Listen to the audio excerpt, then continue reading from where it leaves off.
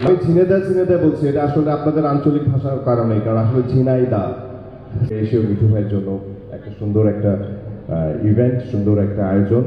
ধন্যবাদ মিঠু ভাইকে এবং ধন্যবাদ যারা ঝিনেদার যারা আছেন তাদের সবাইকে। আর সবচেয়ে মানে ইন্টারেস্টিং একটা ব্যাপার বলি, সেটা হচ্ছে একদম শেষ মুহূর্তে এসে যে আমার বউয়ের জন্মস্থান হচ্ছে ঝিনেদাতে।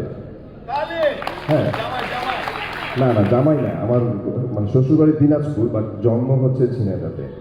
সো আমি ঝিনেদা বলছি, এটা আসলে আপনাদের আঞ্চলিক ভাষার কারণে, কারণ আসলে ঝিনাইদা। সো সবাইকে ধন্যবাদ, thank you so much. So অনেক বেশি কথা বলার কিছু নাই। আজকে আমাদের এই প্রোগ্রামটা বা যে আয়োজনটা, সেই আয়োজনটার মূল কারণ হচ্ছে যে এই ঝিনেদা ভাষা, আঞ্চলিক ভাষা যে ফাউন্ডেশনটা, এত বছর পুরনো একটি যে ফাউন্ডেশন, যেটার উদ্যোক্তা যে চিন্তাটা মিঠু ভাইয়ের কাছ থেকে এসছে। সো সেই চিন্তাটাকে আমি সাধুবাদ জানাই যে উনি প্রবাসে থেকেও এটাকে এত সুন্দর করে ওন করে। মানে এই ওন করাটা অনেক ইম্পর্ট্যান্ট ইস্যু।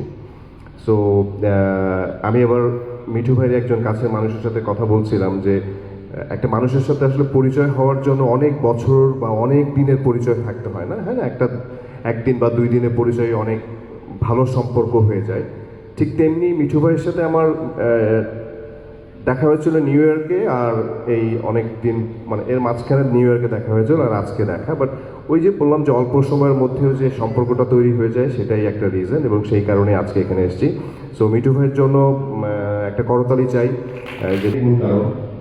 এটা একটা বিষয়। আর আমি যখন মিঠু ভাইয়ের সাথে বলছিলাম, মিঠু ভাই আমি যাবো কি যাবো না, এটা আপনাকে জানাই একটু, কারণ আসলে দেশের যে পরিস্থিতি, সেই পরিস্থিতির মধ্যে আমরা খুব থেকে আসলে আমার মিঠু ভাইয়ের কনভারসেশনের কথা মনে পড়ে যাচ্ছিল যে এই যে মাইলস্টোনের যে ট্র্যাজেডিটা, সেটার কারণে আসলে আমরা সবাই খুব মর্মাহত। সো আমি এখন একদম এন্ডে এসে, আমার কাছে মনে হয়, জানি না এর আগে করেছে কিনা, সো আমরা সবাই এসে হাসান জাহাঙ্গীরকে আমরা একটু ডাকবো যে আমরা জাস্ট সবাই মিলে একটু দাঁড়িয়ে 1 মিনিট নীরবতা পালন করি আর কি।